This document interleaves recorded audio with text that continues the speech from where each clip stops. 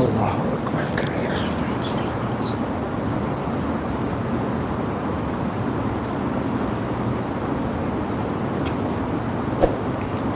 بسم اللہ الرحمن الرحیم۔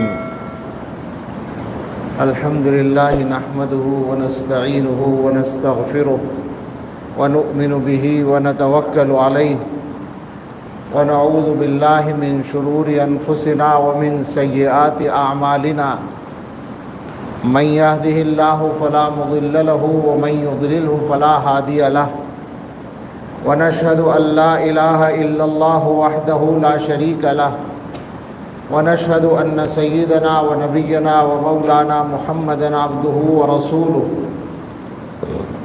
صلى الله تعالى عليه وعلى آله وأصحابه وبارك وسلم تسليما كثيرا،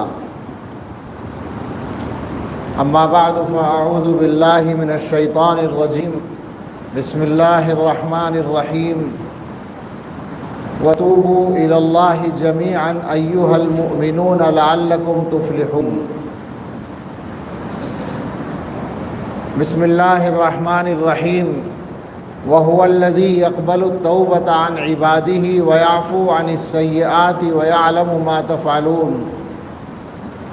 صدق اللہ العظیم۔ قال رسول اللہ صلی اللہ علیہ وسلم: التائب من الذنب کمن لا ذنب له۔ وقال صلی اللہ علیہ وسلم: التائب حبیب اللہ، او کما قال علیہ الصلاۃ والسلام: سبحان ربک رب العزۃ عما یصفون وسلام علی المرسلین والحمد للہ رب العالمین۔ اللہم صل علی سیدنا محمد وعلی آل سیدنا محمد مبارک وسلم۔ اللہم صل علی سیدنا محمد وعلی آل سیدنا محمد مبارک وسلم۔ اللہم صل علی سیدنا محمد وعلی آل سیدنا محمد مبارک وسلم۔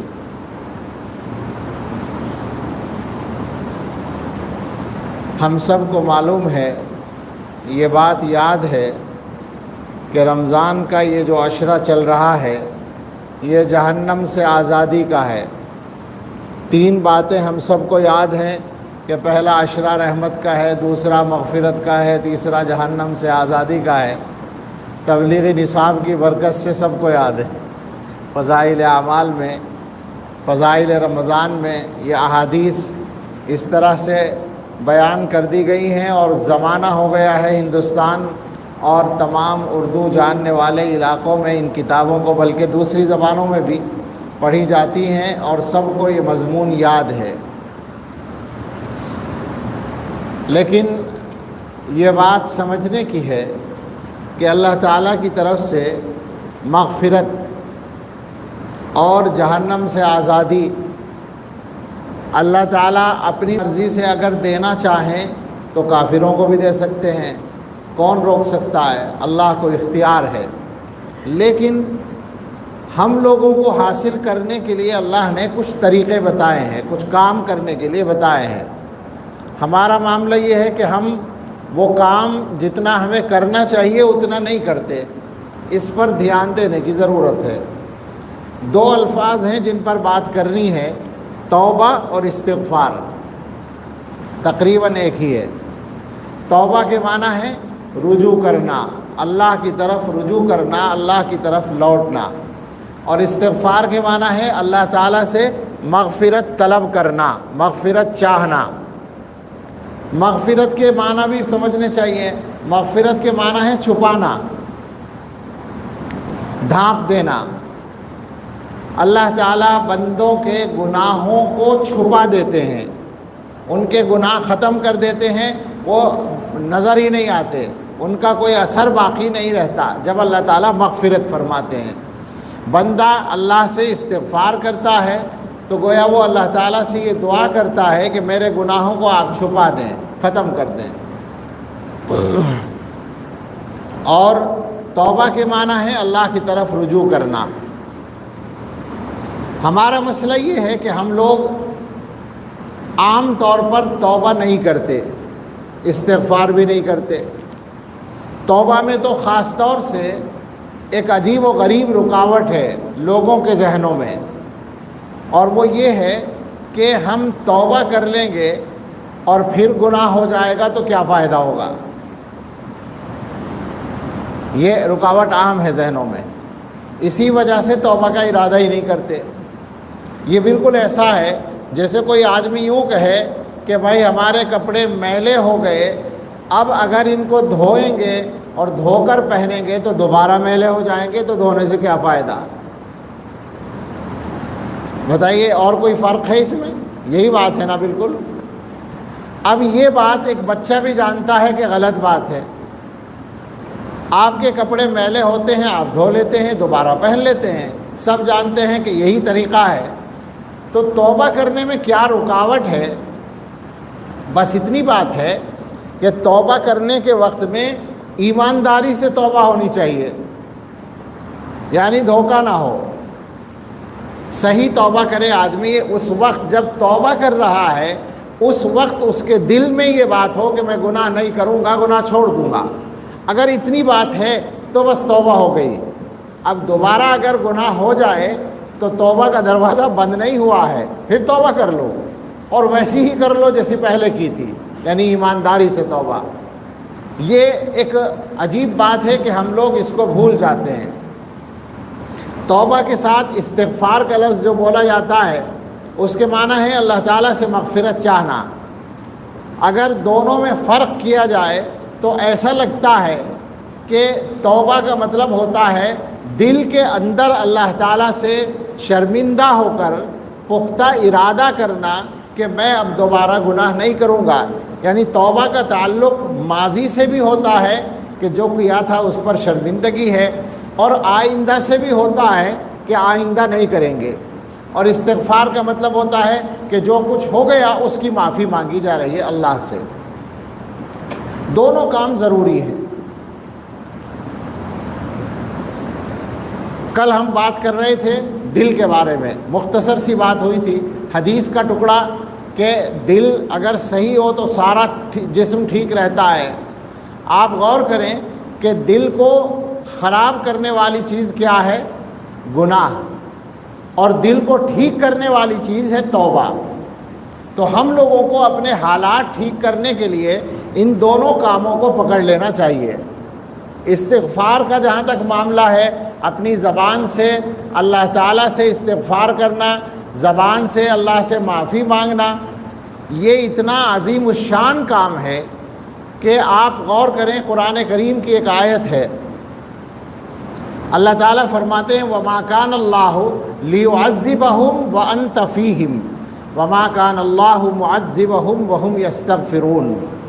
اللہ تعالیٰ ان کو عذاب نہیں دیں گے جبکہ آپ ان کے بیچ میں ہوں، یعنی حضرت محمد صلی اللہ علیہ وسلم، اور اللہ تعالیٰ ان کو عذاب دینے والے نہیں ہیں جبکہ یہ استغفار کرتے ہوں۔ علماء فرماتے ہیں کہ اس آیت میں عذاب کو روکنے والی دو چیزیں بیان کی گئی ہیں۔ اللہ تعالیٰ کی طرف سے عذاب آنے کے حالات تو بہت ہوتے ہیں، اسباب عذاب کے بہت ہوتے ہیں، مگر اللہ کے عذاب کو روکنے والی دو چیزیں آیت میں بیان کی گئی ہیں، ایک استغفار اور ایک رسول اکرم صلی اللہ تعالیٰ علیہ وسلم کا وجود۔ اب ظاہر ہے کہ آپ کا وجود تو آپ کی حیات مبارکہ میں تھا، اب آپ دنیا سے تشریف لے گئے تو دو چیزوں میں سے ایک چیز باقی رہ گئی، یعنی استغفار۔ اللہ تعالیٰ قرآن میں فرما رہے ہیں کہ اللہ تعالیٰ ان کو عذاب نہیں دیں گے جبکہ یہ استغفار کرتے ہوں۔ تو آپ سوچیں ذرا، ہمیں تو موجودہ حالات میں جن حالات کو ہم سب محسوس کرتے ہیں اور ان کی وجہ سے ایک طرح کی تشویش کا شکار ہیں، ان حالات میں کرنے کے جو کام ہیں، میں بار بار یہ بات کہتا ہوں کہ کرنے کے بے شک بہت سے کام ہیں، مگر ہمارے سب کے کرنے کا جو کام ہے وہ یہی ہے کہ ہم اپنے اللہ سے اپنا معاملہ ٹھیک کریں۔ آپ سوچیں کہ دنیا میں جو حالات آتے ہیں، کہیں بہت زیادہ کہیں تھوڑے پیمانے پر، جو بھی ہو وہ اللہ کا عذاب ہی تو ہوتا ہے نا۔ اس عذاب سے بچنے کا راستہ اللہ نے قرآن میں بتا رکھا ہے استغفار. تو ہم سب کو استغفار کا اہتمام کرنا چاہیے، یعنی اللہ تعالیٰ سے معافی مانگتے رہنا چاہیے. اور اس کے لیے جو الفاظ ہیں اللہم اغفر لی، رب اغفر لی، استغفر اللہ ربی من کل ذنب واتوب الیہ، جو الفاظ احادیث میں آئے ہیں ان الفاظ کو پڑھیں. میری تو گزارش کہ کوشش کی جائے کہ روزانہ 500 مرتبہ استغفار پڑھ لیا جائے. کوشش کریں ہمارے ساتھی، ہمارے احباب سب کے سب روزانہ معمول بنا لیں سارے سال کے لیے. حقیقت تو یہ ہے کہ اگر ہمارے گناہوں کو شمار کیا جائے تو یہ استغفار بھی کم ہے، لیکن اللہ تعالیٰ ہم کمزوروں پر رحم فرمانے والے ہیں. اگر ہم استغفار کرتے رہیں گے تو ہمیں یقین ہے کہ اللہ تعالیٰ کی رحمت ہمارے ساتھ رہے گی اور اللہ کے عذاب سے ہم بچے رہیں گے. توبہ کی جہاں تک بات ہے اس کے بارے میں 2-3 چیزیں سنانا چاہتا ہوں جو علماء نے لکھی ہیں.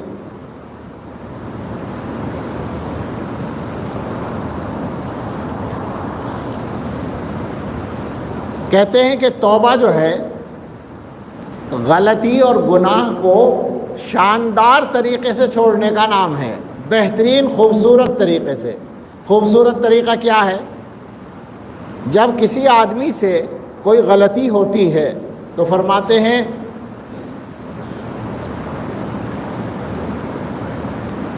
تین طریقے ہو سکتے ہیں معذرت کرنے کے. کسی سے بھی کوئی غلطی ہو تو ایک تو یہ ہو سکتا ہے کہ وہ یوں کہے میں نے کیا ہی نہیں، میں نے غلطی نہیں کی. جیسے دنیا میں ہوتا ہے نا، اگر کسی ماتحت سے غلطی ہو جائے تو وہ اپنے ذمہ دار سے کیا کہتا ہے کہ صاحب میں نے نہیں کیا، یہ فلاں نے کیا. وہ انکار کرتا ہے.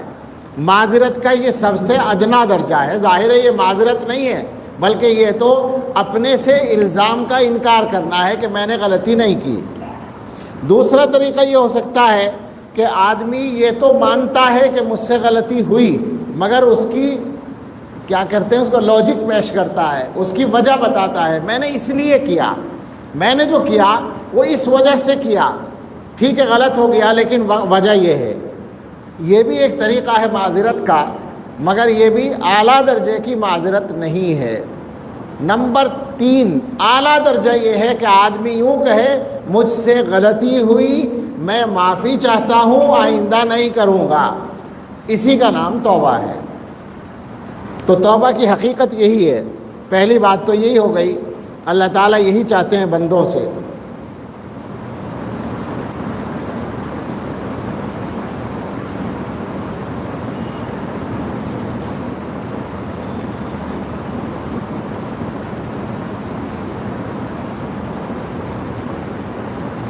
علامہ ابن تیمیہ رحمۃ اللہ علیہ نے ایک بات لکھی ہے، عجیب بات ہے.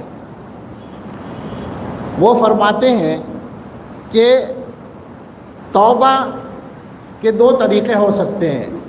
ایک تو یہ کہ آدمی جب توبہ کرے تو کچھ خاص گناہ اس کے ذہن میں ہوں. میں نے فلاں گناہ کیا، میں توبہ کرتا ہوں. عام طور پر لوگوں کا مزاج یہی ہے کہ جب وہ توبہ کرتے ہیں تو ان کے ذہن میں کچھ خاص گناہ ہوتے ہیں. مسئلہ کیا ہے اس کو بھی سمجھ رہے ہیں اچھی طرح سے.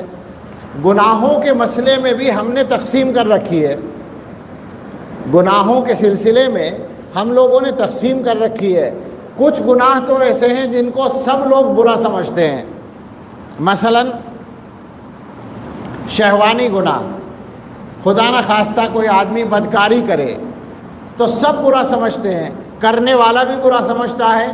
اور اگر کسی کو پتہ چل جائے کہ فلاں آدمی نے بدکاری کی ہے تو وہ بدنام ہو جاتا ہے، معاشرے میں نکو بن جاتا ہے.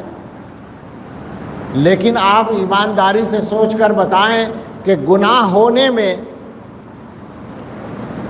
کیا جھوٹ بولنا، غیبت کرنا، کسی پر تہمت لگانا، کسی سے حسد کرنا، تکبر کرنا، کسی پر ظلم کرنا، یہ بدکاری سے کچھ چھوٹے گناہ ہیں؟ سوچنے کی بات ہے. یہ سارے گناہ وہ ہیں جو زنا سے کسی بھی طرح کم نہیں ہے. یہ صحیح ہے کہ اس کی گندگی اپنی جگہ، مگر گناہ ہونے میں، اللہ کی نافرمانی ہونے میں، اللہ کی ناراضی کا سبب بننے میں یہ گناہ اس سے کم نہیں ہے. مگر ہم لوگوں کو ان کا خیال بھی نہیں آتا کہ ہم نے اس طرح کا کوئی گناہ کیا ہے. خدا نے خواستہ کسی آدمی سے ایسا کوئی گناہ ہو جائے تب تو وہ توبہ کرتا ہے اگر دیندار آدمی ہے، لیکن جھوٹ بولنے والا جھوٹ بولتا رہتا ہے روزانہ اور اسے خیال بھی نہیں آتا کہ میں توبہ کروں۔ غیبت کرنے والا روزانہ غیبت کرتا ہے اور خیال بھی نہیں آتا کہ میں توبہ کروں۔ تو توبہ کے سلسلے میں ایک طریقہ تو یہ ہے، ایک طریقہ یہ ہے کہ آدمی اللہ سے توبہ کرے اپنے تمام گناہوں سے، عمومی توبہ کرے۔ علامہ ابن تیمیہ فرماتے ہیں کہ اگر کوئی آدمی عمومی توبہ کرے، کل ایک صاحب مجھ سے کہہ رہے تھے عمومی دعا میں یاد رکھنا، عمومی توبہ پہ یاد آیا، وہ انہوں نے سنا ہوگا، وہ میری زبان سے شاید پہلے۔ ہمارے حضرت کے خلیفہ کہا کرتے ہیں کہ لوگوں کی عادت ہے توبہ، وہ کیا کہتے ہیں، توبہ کی بات چل رہی تو توبہ ہی پہ وہ ذہن جا رہا ہے، دعا کے لیے دوسروں سے کہتے ہیں اور خاص طور سے کہتے ہیں خصوصی دعا میں یاد رکھنا۔ وہ کہنے لگے کہ ایک آدمی نے مجھ سے کہا کہ خصوصی دعا میں یاد رکھنا، میں نے کہا عمومی دعا میں بھی یاد نہیں رکھوں گا۔ تو اس نے کہا کیوں؟ کہا تو خود تو اپنے لیے دعا کرتا نہیں، میری ڈیوٹی لگا دیتا ہے، اپنے آپ دعا نہیں کرتا، میری ڈیوٹی لگاتا ہے، میں کیوں کروں دعا؟ تو اس لیے کل ایک صاحب نے یہی مجھ سے کہا کہ عمومی دعا میں یاد رکھنا۔ اب ظاہر ہے عمومی دعا میں تو یاد رکھنے کی ضرورت ہی نہیں، بغیر یاد رکھے بھی آ جائے گا آدمی، جو عام بات ہے۔ تو بالکل اسی طرح سے توبہ کا مسئلہ ہے کہ آدمی توبہ کرے، عمومی توبہ کہ اللہ میں تمام گناہوں سے توبہ کرتا ہوں۔ تو اگر اس کو اپنے گناہ یاد بھی نہ ہوں تو پھر بھی وہ معافی ہو جائے گی اللہ تعالیٰ کی طرف سے، مگر یہ ضروری ہے کہ جو گناہ یاد ہوں ان گناہوں کو چھوڑنے کا پختہ ارادہ بھی ہو دل میں، اور جو گناہ یاد نہیں ہیں ان کی ویسے معافی مانگ لے آدمی۔ اس بعد ایک عجیب بات انہوں نے لکھی ہے، میں ترجمہ ہی کر دوں تو اچھا رہے گا۔ فرماتے ہیں وَكَثِيرٌ مِّنَ النَّاسِ لَا يَسْتَحْضِرُ عِنْدَ التَّوْبَةِ إِلَّا بَعْدَ الْمَعَاصِي الْمُتَّصِفَاتِ بِالْفَاحِشَةِ أَوْ مُقَدِّمَاتِهَا أَوْ بَعْدَ الظُّلْمِ بِاللِّسَانِ أَوِ الْيَدِ۔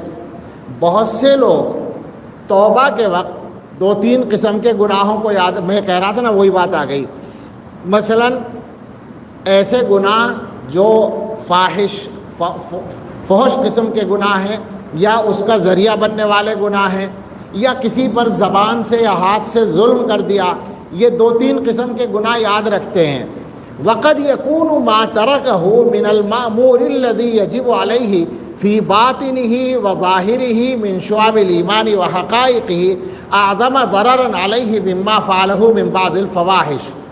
جبکہ بہت سی مرتبہ ایسا ہوتا ہے کہ اللہ تعالیٰ کے کچھ احکام، گناہ کی بات نہیں ہو رہی، احکام جن کے کرنے کا اللہ نے حکم دیا ہے، ظاہری اعمال ہوں یا باطنی اعمال ہوں، ان کاموں کو اس نے چھوڑ رکھا ہے، اور وہ چھوڑنا اس گناہ سے بڑا گناہ ہے۔ یعنی مثال کے طور پر ایک آدمی سے کوئی فحش کام ہو گیا، لیکن ساتھ ساتھ وہ نماز بھی چھوڑے بیٹھا ہے، تو اب وہ توبہ کرتا ہے، کہاں سے کرتا ہے؟ اس فحش کام سے تو کرتا ہے، نماز کے بارے میں کوئی خیال نہیں آتا کہ میں نے نماز بھی چھوڑ رکھی ہے۔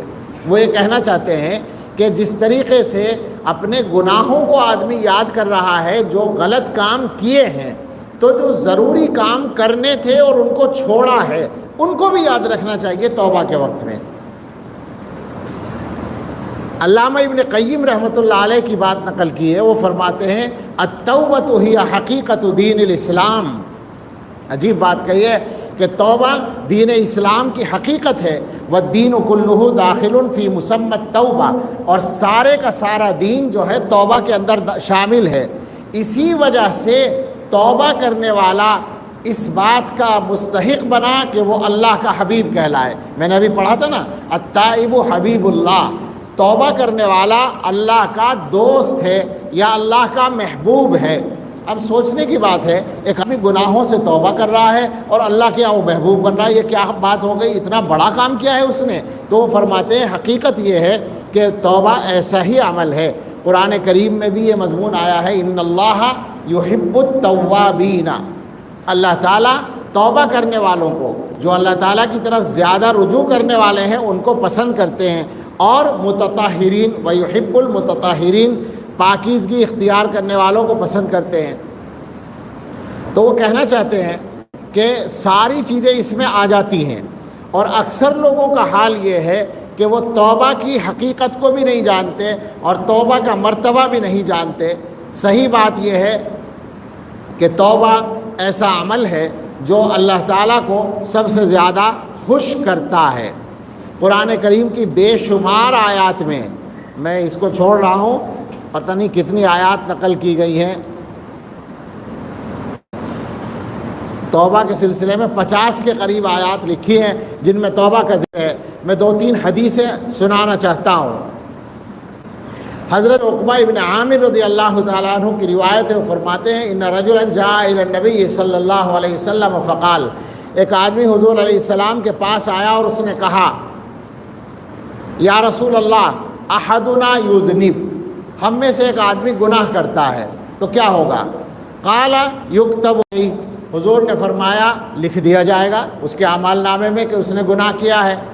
قال ثم یستغفر منہ ویتوب، اب پوچھنے والے نے پوچھا کہ وہ اس گناہ سے استغفار کرتا ہے، توبہ کرتا ہے تو کیا ہوگا؟ حضور نے فرمایا یغفر لہ ویتاب علیہ، بخش دیا جائے گا اور اس پر رحمت کی جائے گی۔ تو پھر پوچھا وہ دوبارہ کر لے گا تو آپ نے فرمایا پھر لکھا جائے گا۔ پوچھا پھر معافی مانگ لے اور توبہ کر لے، استغفار کر لے، تو آپ نے فرمایا یغفر لہ ویتاب علیہ، اس کو بخش دیا جائے گا اور اس پر رحمت کی توجہ کی جائے گی۔ ولا یمل اللہ حتی تملوا، اور اللہ تعالیٰ نہیں اکتائیں گے جب تک کہ تم نہ اکتا جاؤ۔ کیا عجیب بات فرمائی ہے، یعنی تم توبہ کرنے سے اگر اکتا گئے تو الگ بات ہے، اگر تم توبہ کرتے رہے تو اللہ تعالیٰ معاف کرنے سے نہیں اکتائیں گے۔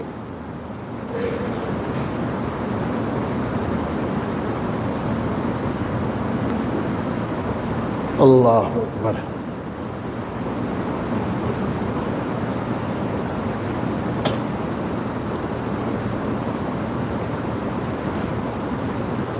ایک حدیث اور ہے،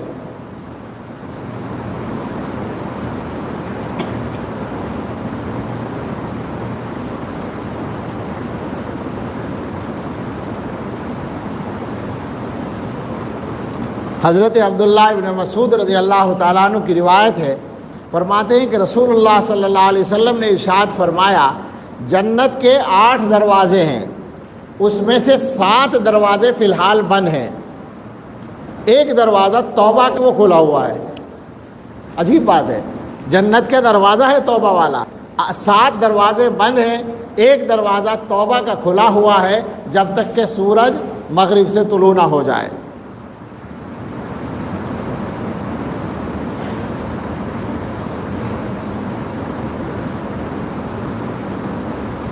اور یہ حدیث کتنی مزیدار ہے، حضرت ابو ہریرہ رضی اللہ تعالیٰ عنہ سے روایت ہے، فرماتے ہیں وہ نبی صلی اللہ علیہ وسلم سے نقل کرتے ہیں اور حضور علیہ السلام اللہ تعالیٰ سے نقل کرتے ہیں۔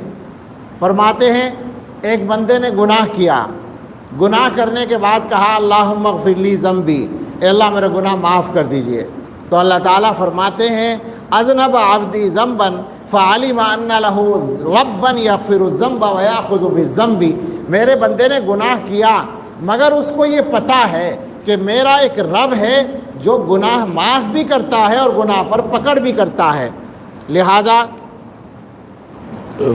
اس بات سے اللہ تعالیٰ خوش ہوتے ہیں۔ ثم عاد فاذنب، پھر دوبارہ گناہ کر لیا اور پھر وہی کہنے لگا اے رب اغفر لی ذنبی، یا اللہ میرا گناہ معاف کر دیجئے۔ باری تعالیٰ فرماتے ہیں میرے بندے نے گناہ کیا اور اس کو پتہ ہے کہ اس کا ایک رب ہے جو گناہ معاف بھی کرتا ہے اور گناہوں پر پکڑ بھی کرتا ہے، پھر 12 گناہ کر لیا، پھر وہی بات اے ربی اغفر لی ذنبی، یا اللہ میرا گناہ معاف کر دیجئے۔ تو اللہ تعالیٰ فرماتے ہیں کہ میرے بندے نے گناہ کیا اور اس کو خبر ہے، اسے یقین ہے کہ اس کا ایک رب ہے جو گناہ معاف بھی کرتا ہے اور پکڑ بھی کرتا ہے۔ اس کے بعد اللہ تعالیٰ نے فرمایا اعمل ما شئت فقد غفرت لک، تو جو چاہے کر لے میں نے تجھے بخش دیا۔ یہ اس حدیث میں لفظ ہے۔ اس کا یہ مطلب نہیں ہے کہ 3 مرتبہ توبہ کرنے کے بعد گناہ جائز ہو جائے گا، نعوذ باللہ، یہ مطلب نہیں ہے، بلکہ اللہ تعالیٰ کی رحمت کی وسعت کو بتانا ہے۔ ہو سکتا ہے کہ ایسے آدمی کو اللہ تعالیٰ کی طرف سے بار بار توبہ کی توفیق ملتی رہے، اور ظاہر ہے کہ جب بھی توبہ کرے گا تو اللہ تعالیٰ معاف فرما دیں گے۔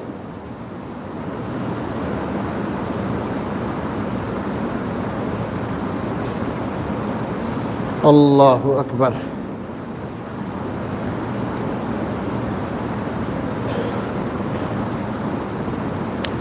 توبہ اور استغفار کے سلسلے میں رسول اللہ صلی اللہ تعالیٰ علیہ وسلم کا جو عمل ہے، حضرت ابن عمر رضی اللہ تعالیٰ عنہما نے بیان کیا، ان کننا لنعد لرسول اللہ صلی اللہ علیہ وسلم فی المجلس الواحد 100 مرۃ من قبل ان یقوم رب اغفر لی وتب علی انک انت التواب الرحیم۔ ہم بعض مرتبہ ایک مجلس میں، ایک نشست میں حضور صلی اللہ علیہ وسلم کو دیکھتے تھے کہ اٹھنے سے پہلے 100 مرتبہ آپ فرماتے تھے، اے اللہ مجھے معاف فرما دیجئے، میرے اوپر رحمت فرمائیے، آپ رحمت فرمانے والے اور توبہ قبول کرنے والے ہیں۔ نبی صلی اللہ علیہ وسلم نے خود فرمایا کہ بعض مرتبہ میں روزانہ 70 مرتبہ استغفار کرتا ہوں اللہ سے۔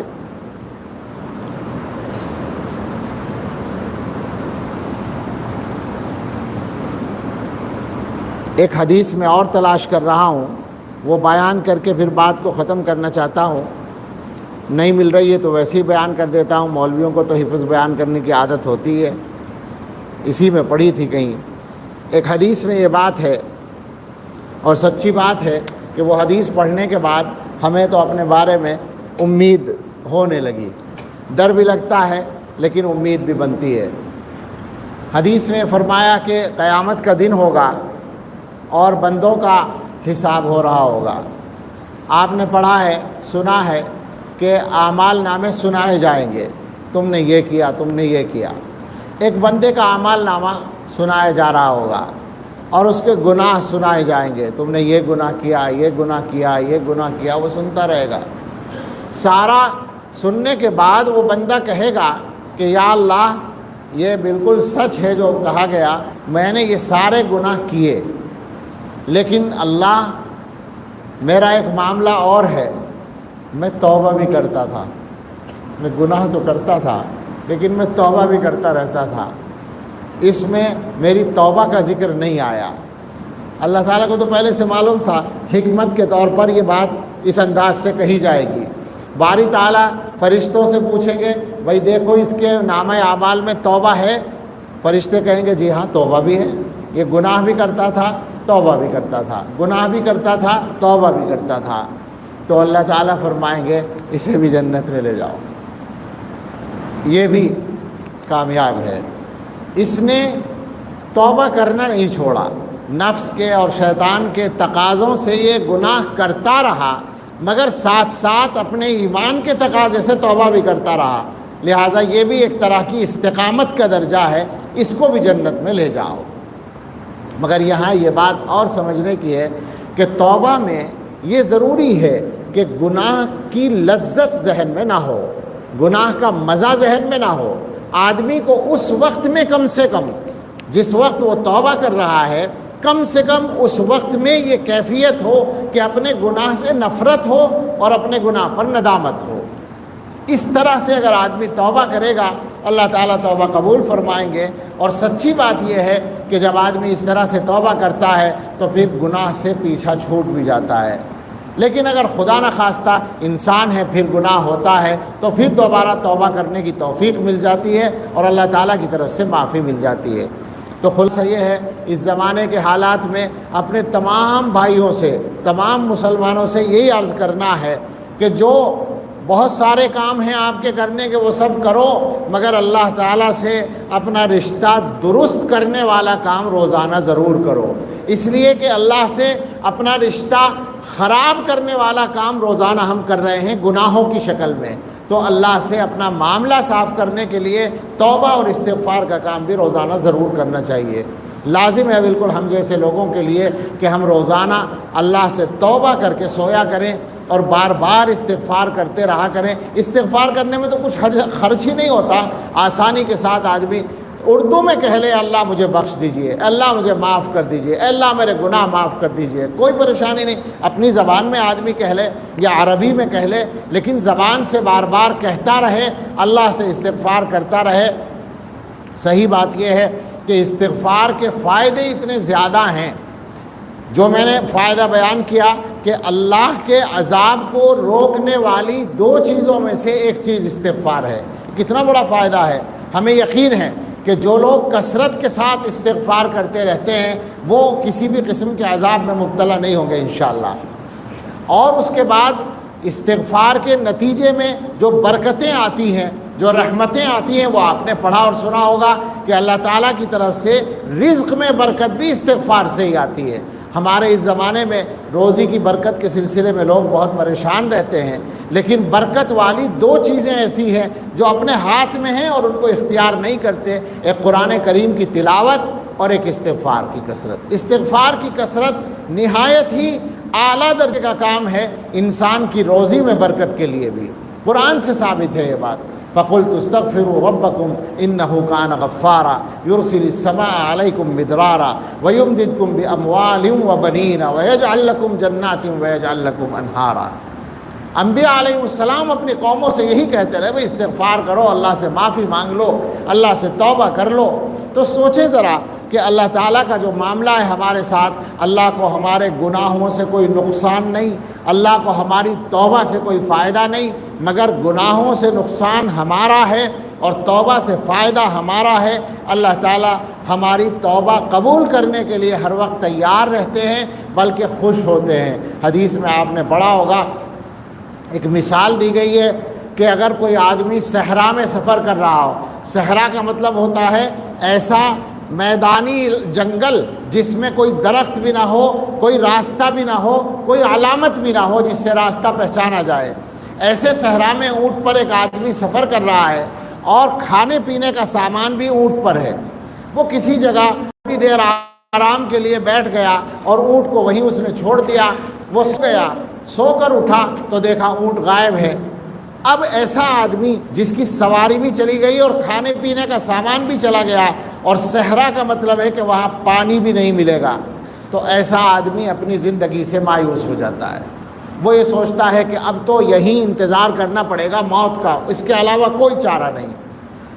وہ وہیں بیٹھ جاتا ہے، لیٹ جاتا ہے، لیکن تھوڑی دیر کے بعد اچانک وہ دیکھتا ہے کہ سامنے اس کا اونٹ کھڑا ہے، واپس آ گیا ہے۔ تو اس اونٹ کے ملنے سے اس کو جو خوشی ہوگی، سوچنے کی بات ہے، بالکل یقینی موت آنے کے بعد زندگی مل گئی، جو خوشی اس بندے کو ہوتی ہے اللہ تعالیٰ کو اس سے زیادہ خوشی ہوتی ہے جب اللہ کا کوئی بندہ گناہ چھوڑ کر اللہ کی طرف آتا ہے۔ یہ اللہ کے اپنے بندوں کے ساتھ مہربانی کی انتہا ہے۔ ہم اس سے نہ فائدہ اٹھائیں تو یہ ہماری نالائقی اور کوتاہی ہے۔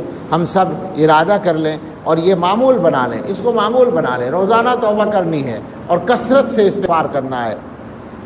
ہم لوگ جو معمولات بتاتے ہیں، 200 کا استغفار تو اس میں ہے ہی، لیکن اگر 500 ہی کر لیں تو کیا جاتا ہے، گناہ تو اس سے بھی زیادہ ہیں۔ 500 کر لیں گے تو ذرا کچھ کثرت ہو جائے گی اور یعنی زیادہ تعداد ہو جائے گی، اور اس کا فائدہ ہماری زندگی میں آئے گا انشاءاللہ تعالی۔ اللہ ہم سب کو توفیق عطا فرمائے، آمین۔ وآخر دعوانا ان الحمدللہ رب العالمین۔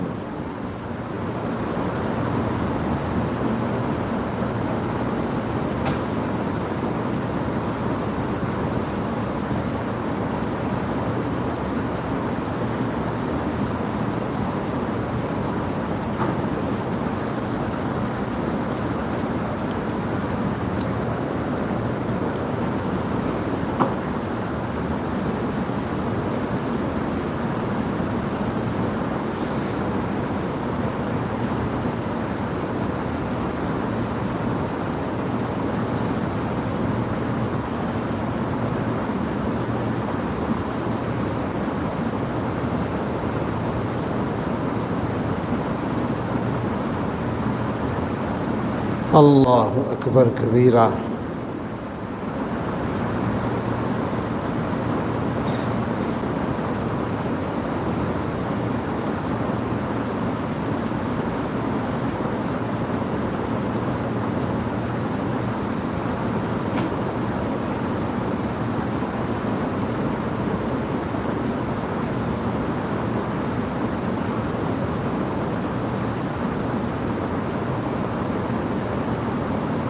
ایک مجذوب صاحب کی نظم ہے جو ایک طرح سے استغفار ہی ہے، اس کو میں پڑھنا چاہتا تھا، مل گئی ہے۔ اے خدا اے میرے ستار العیوب، اس میں چونکہ دعا ہے یہ تو آمین دل دل میں کہتے رہیں۔ اے خدا اے میرے ستار العیوب، میرے مولا میرے غفار الذنوب، تجھ پہ روشن ہے میرا حال زبوں، پارسا میں لاکھ ظاہر میں بنوں، سچ ہے مجھ سا کوئی ناکارہ نہیں، جز باقرار خطا چارہ نہیں، سخت بد کردار و بد اتوار ہوں، سخت نالائق گناہ ہنجار ہوں، سر بسر عصیاں سراپا عیب ہوں، بدترین خلق میں لاریب ہوں، مجھ سا کوئی نفس کا بندہ نہیں، مجھ سا کوئی قلب کا گندہ نہیں، میں بدی میں آپ ہوں اپنی مثال، بد عمل بد نفس بد خو بد خصال، رات دن ہوں نشے غفلت میں چور، شغل ہے لہو و لعب فسق و فجور، ہوں تیرا بندہ مگر بس نام کا، بندہ ہوں میں نفس نافرجام کا، زیر ہوتا ہی نہیں نفس شریر، دستگیری کر میری اے دستگیر، تھک چکا اصلاح سے میں ناتواں، کاہ سے کیا ہٹ سکے کوہ گراں، میری ہر کوشش ہوئی ناکامیاب، دے چکی ہے میری اب ہمت جواب، حال اب تر ہے دل برباد کا، ہاں مدد کر وقت ہے امداد کا، غلبہ دے دے نفس اور شیطان پر، آ بنی ہے اب تو بس ایمان پر، سن میرے مولا میری فریاد کو، آ میرے مالک میری امداد کو، اب تو ہو جائے کرم مجھ پر شتاب، اس سے بھی اب حال کیا ہوگا خراب، سخت طغیانی پہ ہے بحر ذنوب، اے خبر کشتی میری جائے نہ ڈوب، بے تیرے دل کیا ہے بس ایک خول ہے، جلد آ یہ ناؤ ڈاواں ڈول ہے، یاس نے بس اب تو ہمت توڑ دی، اب تو یہ کشتی تجھی پر چھوڑ دی، لاکھ ٹوٹی ناؤ ہے منجدار میں، نا خدا تو ہے تو بیڑا پار ہے، غرق بحر معصیت ہوں سر بسر، رحم کر مجھ پر الہی رحم کر، تا بکے بھٹکا پھروں میں اے خدا، اب تو دکھلا دے مجھے راہ خدا، تو جو چاہے پاک ہو مجھ سا پلید، فضل سے تیرے نہیں کچھ بھی بعید، قلب سے دھو دے میرے ہر گندگی، ہو عطا پاکیزہ اب تو زندگی، روک لا یعنی سے اب میری زباں، ذکر میں تیرے رہوں رطب اللساں، چھوڑ دوں میں اب سخن آرائیاں، اب کروں دل کی چمن آرائیاں، اب نہ ناجنسوں سے میں یاری کروں، تیرے پاس آنے کی تیاری کروں، دل میں تیری یاد لب پہ نام ہو، عمر بھر اب تو یہی بس کام ہو، تجھ پہ روشن ہے میرے سارے عیوب، جانتا ہے تو میری حالت کو خوب، گو تیرے آگے ذلیل و خوار ہوں، حشر میں رسوا نہ ستار ہوں، کچھ نہ سوجھے تیری ہستی کے سوا، تیرے اوج اور اپنی پستی کے سوا، تجھ سے دم بھر بھی مجھے غفلت نہ ہو، تیرے ذکر و فکر سے فرصت نہ ہو، بحر حق سید خیر البشر، خاتمہ کر دے میرا ایمان پر، جس گھڑی نکلے بدن سے میری جان، کلمہ توحید ہو ورد زباں، سینکڑوں کو تو کرے گا جنتی، ایک یہ نااہل بھی ان میں صحیح۔